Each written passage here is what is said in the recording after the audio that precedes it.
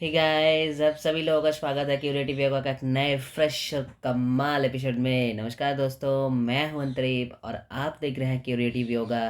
तो चलिए नया कुछ देखते हैं, नया कुछ सीखते हैं। दोस्तों, आज के इस वीडियो में हम डिस्कस करने वाले हैं 2020 का 2020 में जो यूजीसी से नेट एग्ज़ाम हुआ था, उस एग्ज़ाम का जो PYQs है, anatomy and therapeutic yoga based, तो उन सारे PYQs को हम डिस्कस करने वाले हैं आज इसी वीडियो के अंदर। तो चलिए बिना किसी देर के हुए जल्दी से आगे बढ़ते हैं इस वीडियो में और देखते हैं क्या क्या PYQs आया था। उन सब क्वेश्चन को पढ़ते हैं, उसको सॉल्व करते हैं एंड इसके बारे में डिटेल में एक्सप्लेन करते हैं इस क्वेश्चन को। तो चलिए आगे बढ़ते हैं। पहला क्वेश्चन क्या पूछ रहा है? पहला क्वेश्चन आपसे पूछा गया है कि deoxygenated blood flows in which of the following artery. कौन से आर्टरी में, यानी कौन से आर्टरी के जरिए डीऑक्सीजनेटेड ब्लड फ्लो होते हैं? डीऑक्सीजनेटेड ब्लड फ्लो होते हैं। अब दो कंसेप्ट होते हैं यहाँ पे। एक तो होता है आर्टरी, एक होता है आर्टरी और दूसरा होता है वेन। दूसरा होता है वेन। अब इनमें एक से ऑक्सीजनेटेड ब्लड जाते हैं, दूसरे में से डीऑक्सीजनेटेड जाते हैं। ऑक्सीजनेटेड किन में से जाते हैं? आर्टरी में ऑक्सीजनेटेड ब्लड फ्लो होती है और वेन में हमेशा डीऑक्सीजनेटेड ब्लड फ्लो होती है। वेन में हमेशा डीऑक्सीजनेटेड होती है। क्या होता है वेन में? डीऑक्सीजनेटेड, यानी इन ब्लड में होता है ऐसा है। डीऑक्सीजनेटेड का मतलब होता है इन ब्लड में CO2 मिक्स्ड होती है, CO2, ठीक है। इसलिए इसको डीऑक्सीजनेटेड, मतलब यहाँ पे ऑक्सीजन कम होती है और CO2 ज़्यादा होती है इस ब्लड में। कौन सा ज़्यादा होता है? CO2, इसलिए इसको डीऑक्सीजनेटेड ब्लड कहते हैं। तो आपसे सवाल पूछा गया है कि इनमें से चारों आर्टरी का नाम यहाँ पे दिया हुआ है। पहले ऑप्शन में है पल्मोनरी, दूसरे में है एब्डोमिनल, तीसरे में है हेपेटिक आर्टरी, चौथे में आपको पूछा गया रेनल आर्टरी। इनमें से कौन सा आर्टरी एक लौता ऐसी आर्टरी है जहाँ पे डीऑक्सीजनेटेड ब्लड फ्लो होती है? हालांकि नॉर्मल आर्टरी में ऑक्सीजनेटेड फ्लो होती है, नॉट डीऑक्सीजनेटेड। लेकिन हमें पता है कि सिर्फ पल्मोनरी की केस में पूरा उल्टा होता है। यानी पल्मोनरी आर्टरी की अगर हम बात करें तो वहाँ पे नॉर्मल आर्टरी में ऑक्सीजनेटेड होता है और पल्मोनरी आर्टरी की अगर हम बात करेंगे, अगर यहाँ पे पल्मोनरी लगा देंगे तो ये डीऑक्सीजनेटेड हो जाएगा। नॉर्मल वेन में डीऑक्सीजनेटेड होता है, अगर यहाँ पे हम पल्मोनरी लगा देंगे मतलब पल्मोनरी वेन ये हो जाएगा तो इसमें ऑक्सीजनेटेड ब्लड हो जाएगा, ये ऑक्सीजनेटेड ब्लड हो जाएगा। तो आपका इस ऑप्शन का आंसर क्या होगा? यहाँ पे आपका ऑप्शन का आंसर हो जाएगा पल्मोनरी आर्टरी। फिर भी हम इसको एक बार डिटेल में देख लेते हैं, इसका पूरा मैकेनिज्म एक बार देख लेते हैं इस पिक्चर के जरिए। देखिए ये है आपका हार्ट, ये हार्ट है, लेफ्ट लेफ्ट, ये आपको लेफ्ट साइड दिख रही है, ये आपको राइट साइड दिख रही है, लेफ्ट साइड और राइट साइड, ठीक है। तो लेफ्ट साइड से देखिए यहाँ पे आयोटा के जरिए, यहाँ पे आयोटा के जरिए क्या हो रहा है कि आपका ब्लड बाहर जा रहा है आयोटा के जरिए। ये मैं कलर चेंज कर देता हूँ तो आप लोगों को अच्छे तरीके से समझ में आ जाएगा चीज़ें, क्योंकि लाल के ऊपर मैं लाल ऐसे ड्रॉ करूँगा तो आप लोगों को समझ में नहीं आएगा, है ना। तो मैं कलर चेंज कर देता हूँ।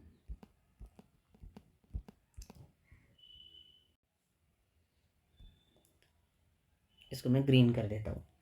चलिए ये यहाँ से देखिए ब्लड निकला, यहाँ से ब्लड निकला, ये आयोटा के ज़रिए ब्लड निकल के आया, सारे शरीर में जाएगा। अब ब्लड पूरे शरीर में जाएगा आपका, है ना, ऐसे ऐसे पूरे शरीर में जाएगा, ऐसे ऐसे टिश्यूज़ एंड कैपिलरीज में ब्लड ऐसे जाते हैं, ठीक है। यहाँ पे आर्टरियोल्स होते हैं, यानी आर्टरी का जो और भी थिन वर्जन है उसको हम आर्टरियोल्स कहते हैं। टिश्यूज़ और कैपिलरीज में जहाँ पे ब्लड घुसते हैं तो वो जगह ये थोड़ा नैरो होता है, जो आर्टरी होती है वहाँ पे थोड़ा नैरो होता है। उस नैरो आर्टरी को क्या कहते हैं? नैरो आर्टरी को कहा जाता है आर्टरियोल्स। नैरो आर्टरी को क्या कहते हैं? कहते हैं आर्टरियोल्स।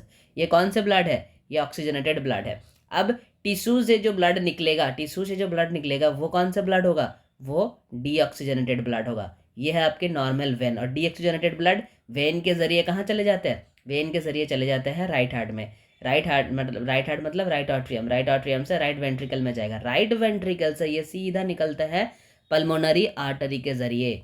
पल्मोनरी आर्टरी ये क्या है? पल्मोनरी आर्टरी है। अभी इसमें कौन सा ब्लड है? डीऑक्सीजनेटेड। ये देखिए ये पल्मोनरी आर्टरी है ना, ये वाला पूरा, ये पूरा पल्मोनरी आर्टरी है। ये डीऑक्सीजनेटेड ब्लड जा रहा है लंग्स में, लंग्स में डीऑक्सीजनेटेड ब्लड जा रहे हैं।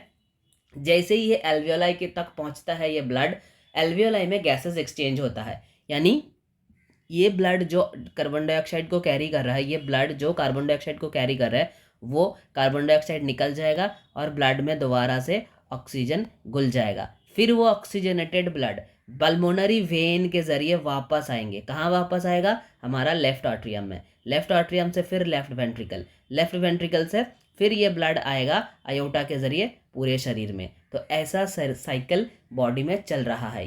ये साइकिल अगर किन्हीं को याद है तो इन यहाँ से किसी भी तरीके से क्वेश्चन घुमा के पूछे, चाहे सीधा पूछे, किसी भी तरीके से आपको क्वेश्चन पूछा जाए, आप गलत नहीं करोगे। तो आपको क्वेश्चन में यही पूछा गया था कि डीऑक्सीजनेटेड ब्लड जो है वो कौन से आर्टरी के जरिए बहते हैं। तो आपका ऑप्शन बन जाएगा पल्मोनरी आर्टरी। ये तीनों आपके ऑप्शन नहीं होंगे, ये तीनों गलत है। तो मतलब आपका आंसर हो जाएगा 1। ठीक है, देखिए आंसर 1 है। चलिए अब आगे बढ़ते हैं, नेक्स्ट क्वेश्चन पे चलते हैं। नेक्स्ट क्वेश्चन कह रहे हैं vermiform appendix is an out growth of. Vermiform appendix जो है ये इनमें से 4 ऑप्शन दिया हुआ है, इन चारों में से कौन से ऐसे ऑप्शन है, कौन सही ऑप्शन है जिसका आउट ग्रोथ है वर्मीफॉर्म अपेंडिक्स। तो वर्मीफॉर्म अपेंडिक्स होता क्या है पहले ये जानना जरूरी है। आप लोगों ने एनाटॉमी में ज़रूर इस बारे में पढ़ चुके हैं, जिन्होंने नहीं पढ़ा तो अभी की इसके एक्सप्लेनेशन सुन लीजिए। देखिए ये होता है हमारा स्मॉल इंटेस्टाइन, है ना। ये स्मॉल इंटेस्टाइन है जो आपको यहाँ पे दिख रही है, ये स्मॉल इंटेस्टाइन है पूरा, ये पूरा स्मॉल इंटेस्टाइन है। ये स्मॉल इंटेस्टाइन यहाँ पे ख़त्म हुआ है और यहाँ से स्टार्ट होता है हमारा लार्ज इंटेस्टाइन। ये हमारा लार्ज इंटेस्टाइन है, ये हमारा लार्ज इंटेस्टाइन है ना। और लार्ज इंटेस्टाइन जहाँ पे स्टार्ट होता है इस एरिया को क्या कहते हैं? इस एरिया को जी कहते हैं सिकम। इस एरिया को कहते हैं सिकम, इस एरिया को कहते हैं सिकम। और जो जहाँ पे स्मॉल इंटेस्टाइन खत्म होता है यहाँ पे एक वाल्व होता है, इस वाल्व को कहते हैं ऐसे, यहाँ पे एक वाल्व होता है, इस वाल्व को कहते हैं इलियोसिकल वाल्व। ठीक है, मतलब ये है इलियम, ये आपका इलियम है। डिओडिनम, इलियम और जेजुनम, डिओडिनम, जेजुनम और इलियम 3 पोर्शन होता है स्मॉल इंटेस्टाइन का, है ना।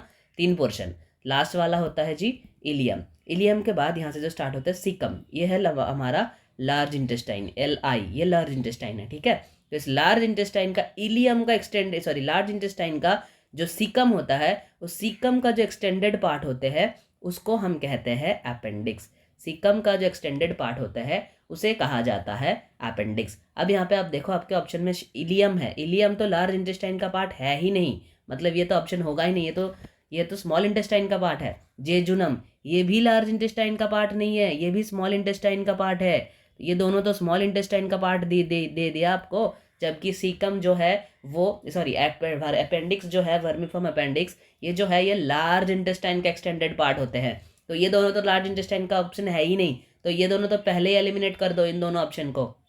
बचा कौन? 2, एक है असेंडिंग कोलन, दूसरा है सीकम। ये दोनों लार्ज इंटेस्टाइन का ही पार्ट है, असेंडिंग कोलन भी लार्ज इंटेस्टाइन का पार्ट है और आपका सीकम भी लार्ज इंटेस्टाइन का पार्ट है। लेकिन इनमें से सीकम जो है इसके एक्सटेंडेड फॉर्म होता है अपेंडिक्स, मतलब असेंडिंग कोलन भी नहीं है। इनमें से जो आपका ऑप्शन है वो है सीकम, जो है सीकम, क्योंकि हमने अभी अभी पढ़ा है कि सीकम का जो एक्सटेंडेड पार्ट होता है ये आपका सीकम है, ये आपका लार्ज इंटेस्टाइन का इनिशियल पार्ट है। इनिशियल पार्ट को सीकम कहते हैं और सीकम का जो एक्सटेंडेड पार्ट होता है उसको हम कहते हैं जी अपेंडिक्स, उसको कहते हैं अपेंडिक्स। तो हो गया आपका ऑप्शन 4 आंसर हो गया। ठीक है, मतलब सीकम।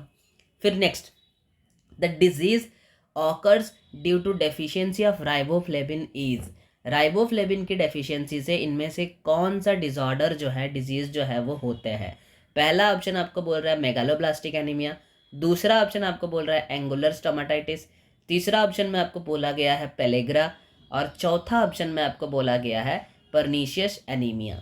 अब ये बिल्कुल आसान सा सवाल है, ये बच्चों वाले सवाल है। कुछ क्वेश्चन हमेशा ऐसा होता है क्वेश्चन में, पेपर में कुछ क्वेश्चन ऐसे ज़रूर होते हैं जो आपको फ्री में नंबर दे जाते हैं, फ्री में, बिल्कुल फ्री में। ये वैसा क्वेश्चन है, क्योंकि मेगालोब्लास्टिक एनीमिया जो है ये बच्चों को पता है। मेगालोब्लास्टिक एनीमिया ये किसके डेफिशिएंसी से होते हैं जी? ये B9 के डेफिशिएंसी से होती है। पेलेग्रा जो है वो किसके डेफिशिएंसी से होती है? वो B3 के डेफिशिएंसी से होती है। परनीशियस एनीमिया जो है ये किसके डेफिशिएंसी से होती है? ये B12 की डेफिशिएंसी से होती है सर। और जो एंगुलर स्टोमाटाइटिस है ये किसके डेफिशिएंसी से होती है? ये B2 की डेफिशिएंसी से होती है। तो आपको क्या पूछा गया है? राइबोफ्लेविन। अब इन सब जहाँ मैंने विटामिनों का नाम लिखा है B9, B3, B12, B2, तो इस B2 का जो साइंटिफिक नेम है वो क्या है? B2 का जो साइंटिफिक नेम है जी वही है राइबोफ्लेविन। राइबोफ्लेविन जो है ये B2 का साइंटिफिक नेम है। मतलब आपका आंसर क्या बन जाएगा? आपका आंसर बन जाएगा एंगुलर स्टोमाटाइटिस। राइबोफ्लेविन की डेफिशिएंसी से जो होती है वो है एंगुलर स्टमाटाइटिस। ठीक है, क्या है वो है एंगुलर स्टमाटाइटिस। ठीक है, तो चलिए इसी के साथ आगे बढ़ते हैं नेक्स्ट क्वेश्चन में। आंसर 2 इसका राइट आंसर है। नेक्स्ट क्वेश्चन क्या कह रहे हैं? नेक्स्ट क्वेश्चन में कह रहे हैं कि which of the following is not the sign of a physically healthy individual. Not लगा हुआ है, नॉट, डेंजरस वर्ड, नॉट लगा हुआ है, not the sign of a physically healthy individual. इनमें से कौन सा फिजिकली हेल्दी इंडिविजुअल का साइन नहीं है?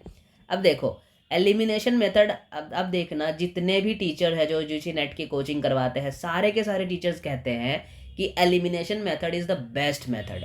अब मेरा भी ये मानना है जी, एलिमिनेशन मेथड ही सबसे बेस्ट होता है, क्योंकि मैं हमेशा बोलता हूँ एलिमिनेशन मेथड सबसे बेस्ट मेथड होता है। अगर आपको आंसर नहीं पता है, डायरेक्ट आप नहीं कर पा रहे हो आंसर, तो एलिमिनेट करके कर दो, आपका आंसर आ जाएगा आसान, बहुत आसानी से आंसर आ जाएगा। देखो क्या कह रहा है कि कौन साइन एंड सिम्टम नहीं है। पहला ऑप्शन क्या कह रहा है? गुड एपेटाइट, तो मतलब नॉर्मल भूख जो है, नॉर्मल भूख, नॉर्मल खाना पीना करना। तो जो पर्सन हेल्दी है, जो हेल्दी है, जिनका कोई तकलीफ है नहीं, वो तो खाना पीना नॉर्मली करेगा ना, उसका तो एपेटाइट गुड ही होगा। मतलब आपको नॉट पूछा है तो ये आपका आंसर नहीं बन सकता, ये आपका आंसर नहीं बन सकता जी।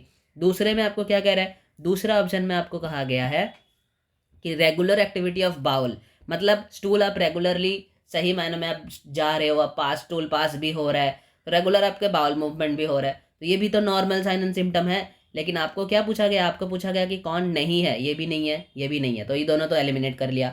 तीसरे में क्या बोल रहा है? Discordant bodily movement. अब ये समझ लो कि आपको समझ में नहीं आ रहा है ये चीज़ें, चलो इसको छोड़ दो, चौथा ऑप्शन पढ़ लो, साउंड स्लीप, मतलब गुड स्लीप। तो जो हेल्दी है, जो हेल्दी इंडिविजुअल है, उनको तो स्लीप आराम से, वो रात में सोएगा, वो नींद पे चला जाएगा, उसका नींद अच्छा ही होगा। क्या उसको कोई प्रॉब्लम नहीं है, तो नींद तो अच्छा होगा ही होगा। मतलब साउंड स्लीप भी हेल्दी इंडिविजुअल्स का साइन एंड सिम्टम्स है। लेकिन यहाँ पे आपको पूछा है कि कौन नहीं है, मतलब ये भी नहीं होगा, तो बचा कौन? एक ही तो बचा, हो गया आपका आंसर डिस्कॉर्डेंट बॉडीली मूवमेंट। ये हो गया आपका करेक्ट आंसर, सही आंसर, एलिमिनेशन मेथड से निकल गया। ठीक है, तो जहाँ कहीं भी आपको अगर समझ में नहीं आ रहा है कुछ चीज़ें, आपको आंसर समझ में नहीं आ रहा है, तो पहले अच्छे तरीके से क्वेश्चन को पढ़ो, क्योंकि कई बार ऐसा होता है, और ज़्यादा से ज़्यादा ये ना पेपर 1 में होता है, ज़्यादा से ज़्यादा ये पेपर 1 में होता है, क्योंकि पेपर 1 में किसी को भी आज तक 50 में से 50 क्वेश्चन किसी का भी कॉमन नहीं आता है। किसी को ऐसे क्वेश्चन नहीं आता 50 में से 50 क्वेश्चन उनको पता है, वो सारे क्वेश्चन पढ़ चुके हैं। कई बार बच्चे ऐसे करते हैं, उनको एलिमिनेशन मेथड करके, जो टॉपर होता है उनसे भी पूछ लेना जाके, यही टेक्निक होता है। और ये टेक्निक काम पे लगाना बहुत ज़रूरी है एग्जाम टाइम में बैठ के, क्योंकि आप ये एचएस या मैट्रिक देने नहीं जा रहे हो, आप यूजीसी नेट देने जा रहे हो, तो लेवल भी उसी लेवल पे आएगा। यूजीसी नेट के लेवल भी बहुत ऊंचा होता है। ऐसे नहीं भाई कि मैं गया मेरे 100% क्वेश्चन कॉमन है, अब कहीं से भी पढ़ लो 100% क्वेश्चन कॉमन नहीं आ सकता, चाहे पेपर 1 में तो आ ही नहीं सकता। ठीक है, लेकिन उसको ऐसा नहीं है कि वो इम्पॉसिबल है करना। 80% क्वेश्चन तो सर चलो फिर भी सही है, 20% क्वेश्चन एग्जामिनर घुमाएगा ही घुमाएगा 100%। ठीक है, घुमाएगा ही घुमाएगा 20% क्वेश्चन को। लेकिन उस क्वेश्चन को अगर आप, उस क्वेश्चन में अगर आपको पेन चलाना है, वहां पर भी अगर आंसर करना है, तो elimination method is the best. ठीक है, तो इसको थोड़ा अच्छे तरीके से क्वेश्चन को पढ़ो, और अगर सही तरीके से, अगर आंसर आपको नहीं पता तो ट्राई तो करो यार एलिमिनेशन मेथड करके आंसर देने का, कि जो ऑप्शन है उनमें से आंसर निकल जाता है, कई बार निकलते हैं, जैसे इस क्वेश्चन में हम लोगों ने निकाला है अभी, है ना। चलो अब आगे बढ़ते हैं। अब क्या कह रहा है? अब कह रहा है anxiety and depression fall with in the category of, anxiety and depression ये दोनों डिजीज जो है, ये कौन से कैटेगरी में पड़ते हैं? क्या ये सोमैटिक डिसऑर्डर है? बिल्कुल नहीं है। सोमैटिक डिसऑर्डर कैसे हो सकता है? सोमैटिक मतलब बॉडी रिलेटेड, एंग्जाइटी डिप्रेशन ये फिजिकल बॉडी में रिलेशन है ही नहीं इसका, ये फिजिकल बॉडी का कोई डिसऑर्डर है ही नहीं, है ना। इसके कारण फिजिकल बॉडी में प्रॉब्लम आते हैं, लेकिन ये डिसऑर्डर फिजिकल बॉडी का नहीं है। अच्छी तरीके से समझना, इसके कारण में फिजिकल बॉडी में प्रॉब्लम जरूर आते हैं, लेकिन ये जो डिसऑर्डर है ये फिजिकल बॉडी रिलेटेड नहीं है। ठीक है, दूसरा ऑप्शन क्या कह रहा है? साइकोलॉजिकल डिसऑर्डर, ये तो आपको बिल्कुल देख के पता चल रहा है ये है साइकोलॉजिकल डिसऑर्डर। तीसरा क्या कह रहा है? न्यूरोलॉजिकल, जी नहीं, ये न्यूरोलॉजिकल भी नहीं है। चौथा क्या कह रहा है? साइको न्यूरोलॉजिकल, जी नहीं, ये प्योरली साइकोलॉजिकल डिसऑर्डर है, क्योंकि आप अगर आपका सिलेबस भी देख लोगे तो साइकोलॉजिकल डिसऑर्डर के अंदर इसका मेंशन किया हुआ है। ठीक है, तो हम कहते हैं ना कि कई बार क्वेश्चन सीधा सिलेबस से पूछ लेता है। लो जी, इसका एग्जाम्पल, क्वेश्चन सीधा सिलेबस से पूछ लिया, सीधा से सीधा क्वेश्चन उठा लिया सिलेबस से। ठीक है, तो इसका आंसर हो जाएगा 2, यानी साइकोलॉजिकल डिसऑर्डर। चलो next, practice of pranayama principally provides the control over, चलो अब बताओ ये क्वेश्चन का आंसर। योगा वाले, जो लोग योग पढ़ रहे हो बहुत सालों से, मतलब जिन्होंने मास्टर्स किया है, ग्रेजुएशन किया है, उनको तो सही देना चाहिए आंसर। जो सिर्फ मास्टर्स कर, डिप्लोमा करके मास्टर्स किए हो, फिर नेट देने के लिए आ रहे हो, उन लोगों का फिर भी मार्सी किया जा सकता है। हालांकि ये क्वेश्चन अगर कोई गलत कर रहे हो तो माफ़ करने लायक है नहीं, लेकिन मुझे पता है आप लोग गलत नहीं करोगे, लेकिन फिर भी चलो बोलो इसका। अब बताओ इसका आंसर क्या है, चलो बताओ इसका आंसर क्या होने वाला है। कर लिया आप लोगों ने, अब हम सॉल्व करते हैं इसको। पहला ऑप्शन क्या है, ऑटोनोमस नर्वस सिस्टम। दूसरा कह रहा है सेंट्रल नर्वस सिस्टम। तीसरा कह रहा है सिंपैथेटिक। चौथा कह रहा है पैरासिम्पैथेटिक। आपको क्या वो पूछा गया था, प्रोवाइड कंट्रोल ओवर, कौन से नर्वस सिस्टम के ऊपर ये कंट्रोल प्रोवाइड करते हैं। ज़्यादा से ज़्यादा बच्चे इसको टिक कर लिया होगा, है ना। पैरासिम्पैथेटिक सही है ना आंसर। बिल्कुल गलत है, पैरासिम्पैथेटिक नहीं होगा यहाँ पे आंसर आपका। यहाँ पे आपका आंसर होगा जी, ये नहीं है, ये भी नहीं है, ये भी नहीं है। आपका आंसर हो जाएगा 1, ऑटोनोमिक नर्वस सिस्टम। आपको ये नहीं पूछा कि प्राणायाम प्रैक्टिस करने से कौन से नर्वस सिस्टम एक्टिव होता है या इंक्रीज होता है, कौन डिक्रीज होता है, ये नहीं पूछा गया। क्वेश्चन का लैंग्वेज समझिए अच्छी तरीके से। कंट्रोल पूछा गया है, कंट्रोल, कौन से नर्वस सिस्टम के ऊपर कंट्रोल करते हैं। ये ऑटोनोमिक नर्वस सिस्टम के ऊपर कंट्रोल करते हैं, जिसके अंदर सिंपैथेटिक और पैरासिम्पैथेटिक दोनों ही आते हैं, जिसके अंदर में दोनों ही आते हैं, पैरासिम्पैथेटिक और सिंपैथेटिक। तो इसका आंसर आपका हो जाएगा ऑटोनोमिक नर्वस सिस्टम। इसको बहुत बच्चे गलत करके आते हैं। मैंने जानबूझकर ये कहा था पहले, मैं जानबूझकर इस क्वेश्चन की शुरुआत में ऐसे कहा था कि ये कोई गलत नहीं कर सकता, वो मैंने जानते हुए कहा था बात चीज़, ठीक है। उसको दिमाग में मत लेना। ये अगर गलती हुआ है फिर भी आप लोगों से, तो इसको अब भी सही कर लो, मौका जाने मत दो, अब भी सही कर लो इसको, ठीक है। ये इसका आंसर हो जाएगा जी ऑटोनोमिक नर्वस सिस्टम। चलो next question. Voluntary muscles are found in, ये बताओ, ये बिल्कुल आसान सवाल है। वॉलेंट्री मसल कहाँ कहाँ पाए जाते हैं। पहला तो एक है, पहला ऑप्शन है टंग में, जी बिल्कुल पाए जाते हैं। बिगिनिंग ऑफ इसोफेगस, इसोफेगस का पहला वाला बिगिनिंग, मतलब इसोफेगस जहाँ से स्टार्ट होता है, जी हाँ, वहाँ पर भी वॉलेंट्री होती है। पोस्टीरियर पार्ट ऑफ इसोफेगस, बिल्कुल नहीं, पोस्टीरियर पार्ट ऑफ इसोफेगस में हमारा कोई कंट्रोल नहीं होता है, वो वॉलेंट्री मसल नहीं है, वो टोटली इनवॉलेंट्री मसल है। फेरिंग्स, जी हाँ, फेरिंग्स इसोफेगस के पहले रहता है, इस यहाँ पर भी होता है वॉलेंट्री। चौथा डर्मिस ऑफ स्किन, बिल्कुल भी नहीं, स्किन के नीचे डर्मिस होती है, डर्मिस लेयर होती है। डर्मिस लेयर में क्या हमारा कंट्रोल होता है, वो वॉलेंट्री मसल्स होती है। डर्मिस बिल्कुल भी नहीं, ये वॉलेंट्री नहीं होती है। तो वॉलेंट्री का कौन कौन हो गया, ए बी डी। अब देखो ए बी डी कहाँ है, चलो ए बी डी आपका आंसर हो गया, 4 नंबर वाला हो गया आंसर, 4 नंबर ए बी डी। चलो next. Different groups of neuron of respiratory centre are located in, कहाँ पे रेस्पिरेटरी सेंटर में कहाँ पे डिफरेंट ग्रुप्स ऑफ न्यूरॉन्स देखे जाते हैं।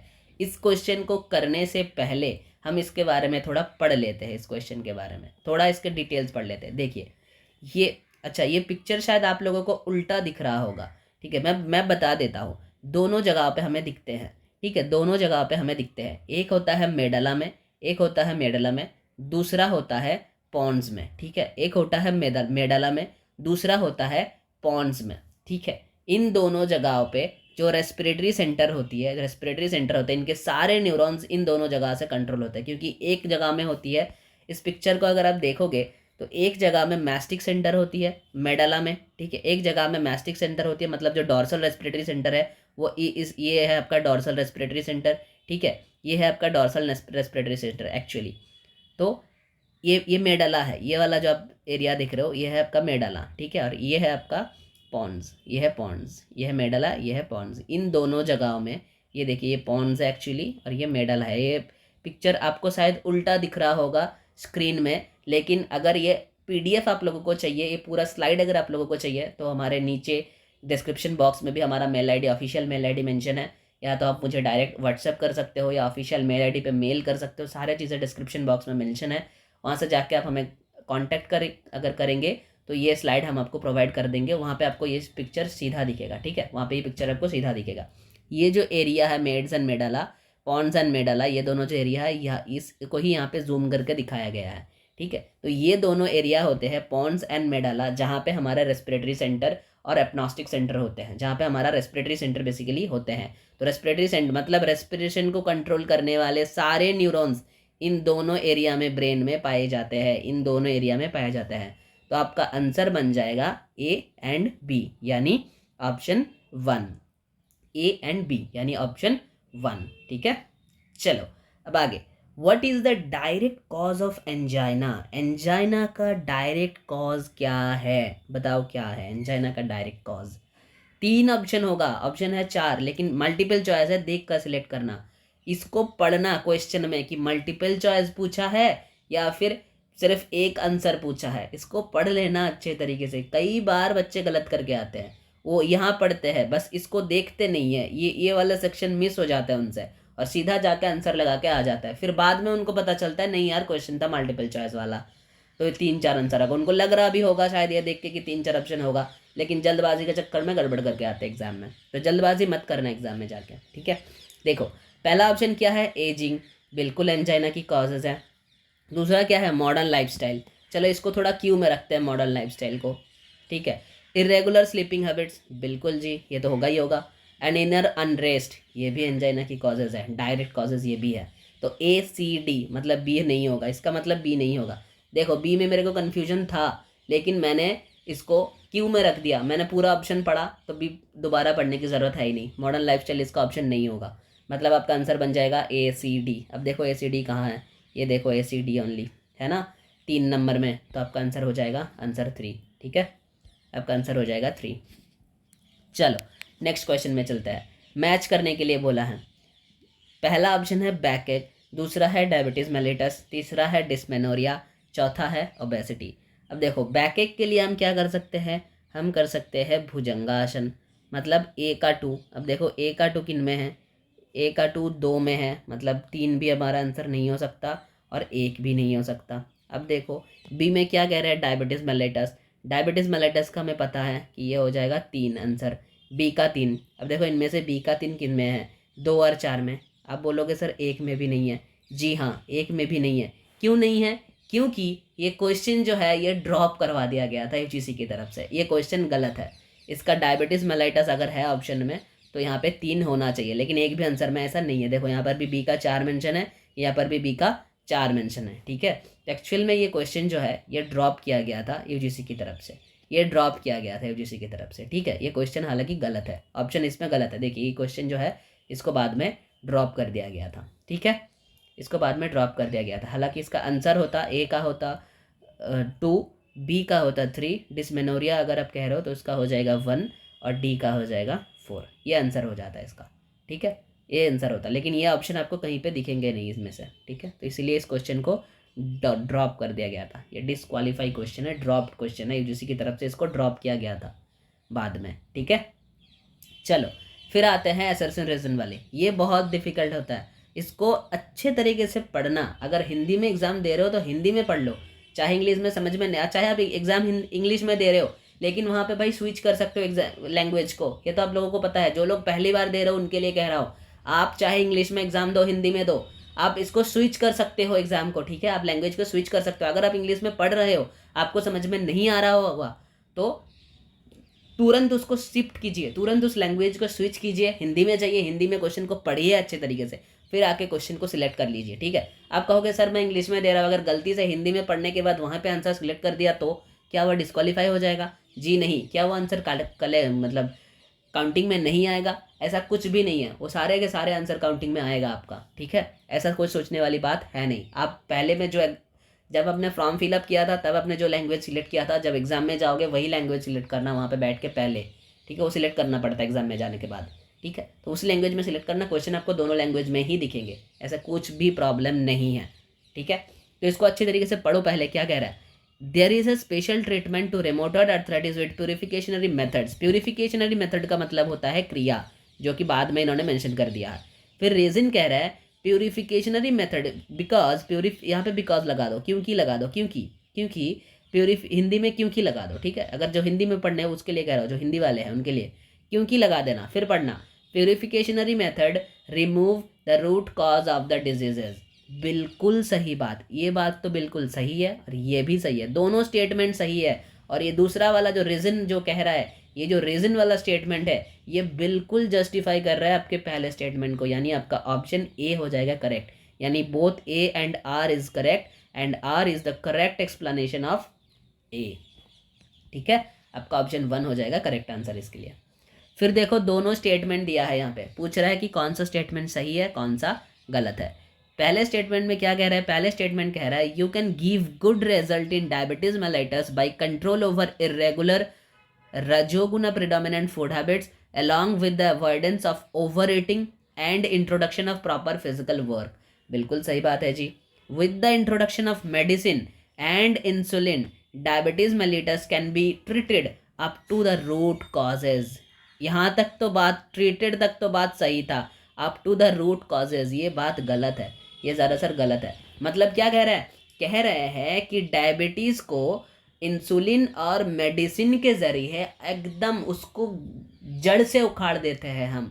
अगर ऐसा होता तो डायबिटीज़ के मेडिसिन लोगों को पूरे ज़िंदगी कैरी नहीं करने पड़ते। डायरेक्ट डायबिटीज़ का मेडिसिन लोगों को पूरे ज़िंदगी तक लेना नहीं पड़ता। ठीक है, इंसुलिन एक बार देखना, जिनको स्टार्ट हो गया ज़िंदगी भर इंसुलिन लेते हैं लोग। जो डायबिटीज़ के मरीज़ है, जो डायबिटीज़ की दवा ले रहे हैं, ज़िंदगी भर दवा लेते ही चलते हैं, लेते ही चलते हैं, डायबिटीज़ की ओर होता ही नहीं है। ये रूट कॉज से की ओर बिल्कुल नहीं करते। ठीक है, मतलब आपका आंसर हो जाएगा statement 1 is correct but statement 2 is incorrect, यानी ऑप्शन 3 आपका राइट आंसर हो जाएगा, ऑप्शन 3। ठीक है, चलिए अब चलते हैं आगे। क्या कह रहे हैं, फिर असर्सन रीजनिंग है। स्लोली प्रैक्टिसिंग आसना, असर्सन कह रहे हैं slowly practising asana pranayama and shatkriyas can rejuvenate the muscle affected by bronchial asthma, can rejuvenate the muscle affected by bronchial asthma। बिल्कुल सही बात है, ये रिजुविनेट करते हैं। रीजन क्या कह रहा है, because asana pranayama and shatkriyas complement each other to mobilise and remove the impurities from the body. ये भी बात सही है, एक्सप्लेनेशन भी सही है, यानी इसका भी आंसर हो जाएगा ऑप्शन 1, इसका भी आंसर हो जाएगा ऑप्शन 1। ठीक है, ये देखो इसका आंसर हो गया ऑप्शन 1। तो बस फिलहाल 2020 का सारा क्वेश्चन हमने कर लिया, जितना भी क्वेश्चन आया था पेपर में therapeutic yoga and anatomy related, सारे के सारे क्वेश्चंस हमने कर लिया। आप डिटेल में इसको पढ़ भी लिया, आप इस वीडियो को देख लो अच्छी तरीके से। तो बस दोस्तों फिलहाल वीडियो में इतना ही, फिर मिलते हैं आप लोगों के साथ एक अगले वीडियो में। तब तक के लिए stay healthy, stay happy and keep doing yoga. धन्यवाद।